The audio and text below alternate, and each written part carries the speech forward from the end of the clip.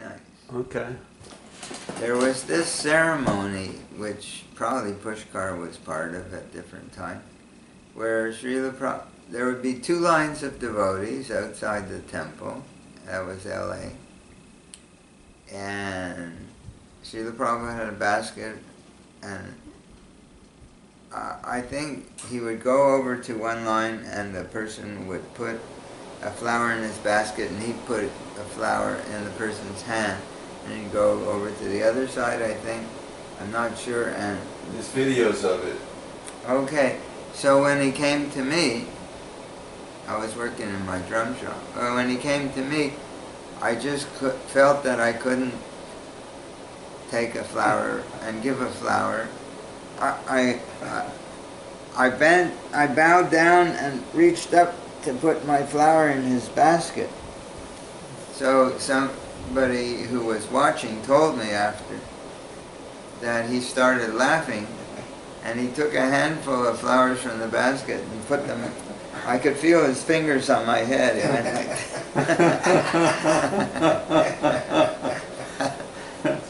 I guess there's little things here and there you can't remember. I'm trying I thought to write about it because I have a one-liner for each of these. Yeah, that's a wonderful story.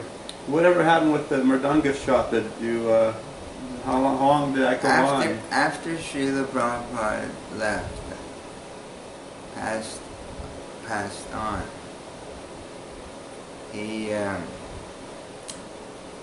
everything was so crazy. He got a Mridanga. That's written in other places, of course. Before he left, they brought him to Vrindavan. Yeah. And he said it was 80% as... They don't know how to tune the thing, you know. It has to be tuned nicely. And also I have many ideas how to improve it.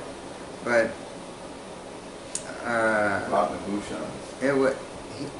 I left the shop because I was so discouraged with the way things were running in the temple after I just left. When was that? 77. Okay. There were people who were, I was in charge of the men's ashram. Not men's ashram, I was actually in charge of the men's ashram, the new building. And I was in charge of the Bhakti program and the drum project. And the Rameshwar wanted me to take over the kitchen as well, oversee. But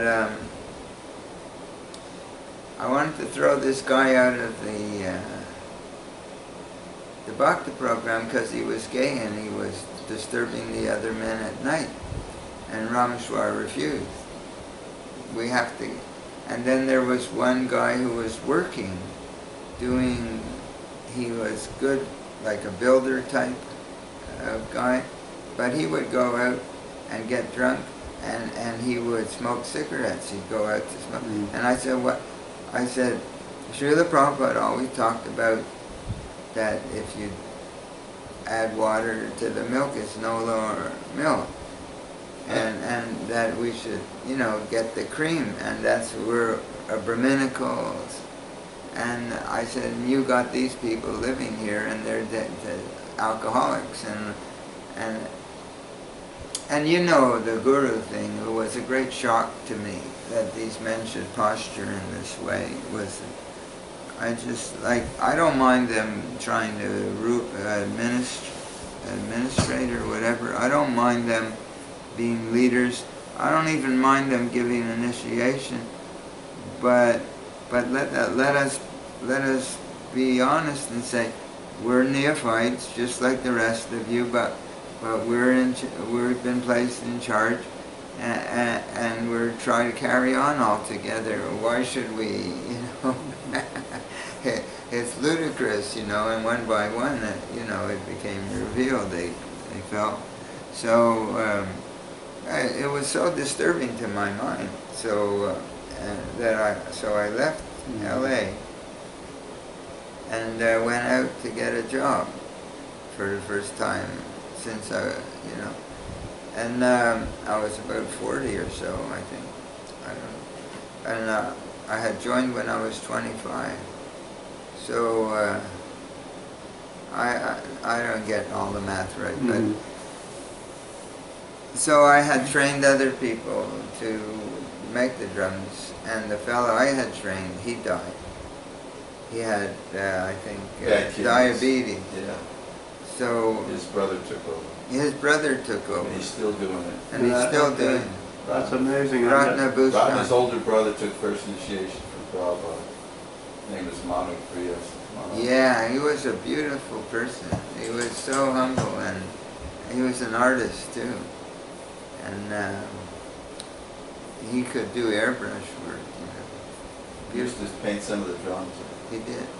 He sent one, I don't know where it ever landed up, but I think they sent it to Srila Prabhupada in India.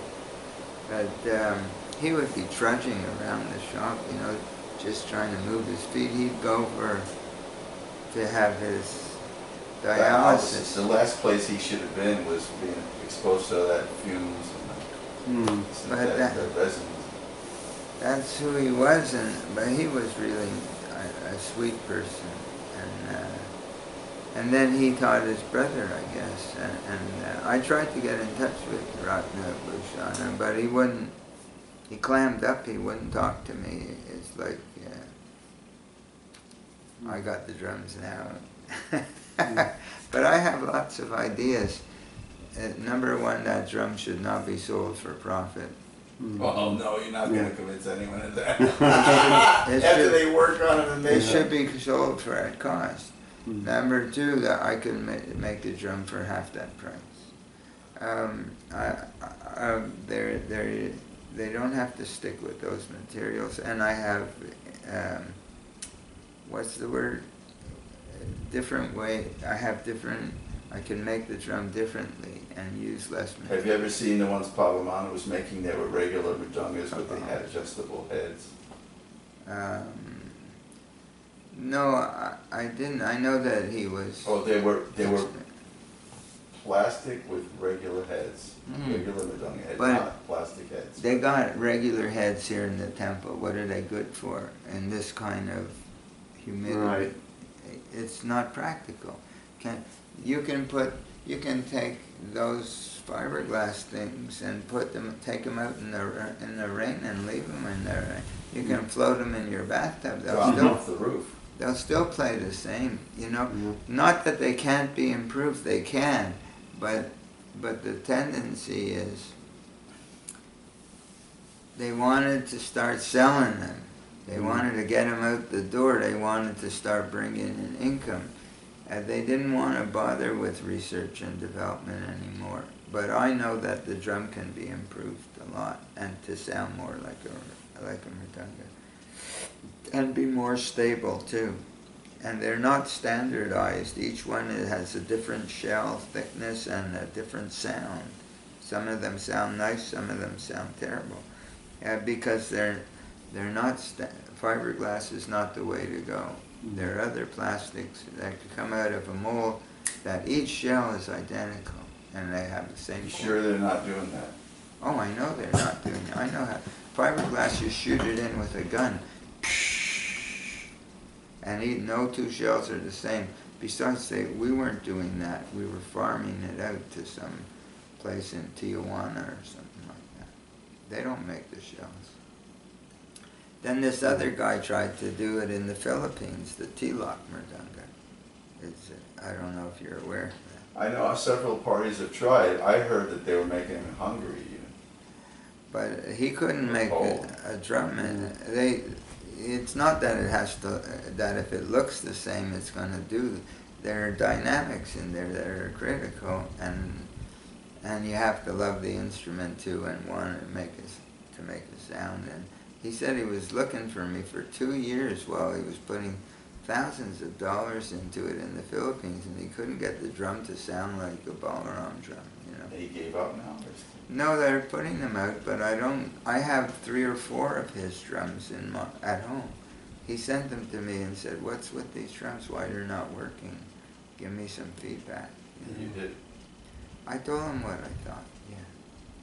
But, you know, he's a businessman. He's not interested in drums. I don't know. So, but it shouldn't be. It should be like at cost.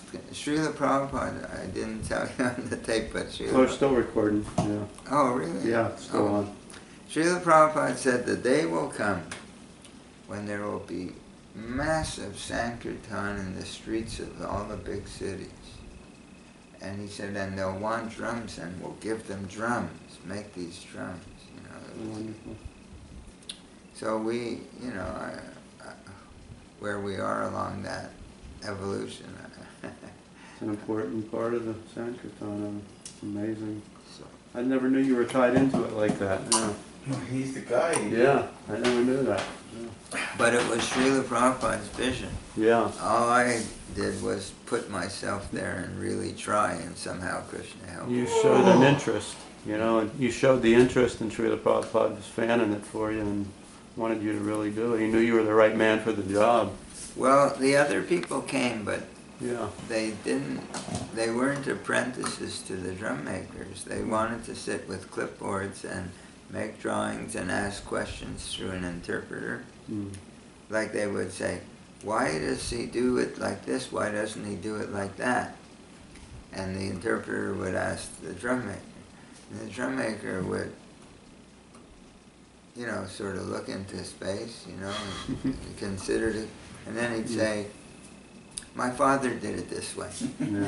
But Ishan had to clean like skins full of skin. Oh, I would get bloody skin. Nobody wanted to do that. Wow. In a burlap sack, a freshly removed skin from a cow would come. Oh, my And my gosh. job was to take it and stretch it out and stake it in the field and fight off the dogs Oh my gosh. that wanted to bite the skin. Oh my gosh. Don't realize all that goes into the That- making of a mridanga. Oh yeah, and then you have to scrape the hair off one side, and then you have to scrape off the extra layers of skin. Comes in layers of Mhm. different tissue. You have to get it, scrape that down on the other side till you get, and each part of the cow is for a different part of the drum. Some part for the small head, some part for the large head, some part for the straps, some part for the puckery, the weaving. Yeah. And it's all, you know, and it's a science, and now I don't remember how to make a drum, although if I worked with a drum maker for a month or so, I'd be back, you know, but it's, I'm more inclined, if I ever had the opportunity to improve the drum that exists, and to sell it at less than half of what they're selling drums for today. And Wonderful. I'm not an entrepreneur. I can do the work, but somebody has to be financial backing and for Yeah. research and development and stuff. I'm thinking about 3D printing. You know what is 3D printing? Not exactly. Well, it's a new technology that people are I'm gonna stop producing. Yeah, That's you, it.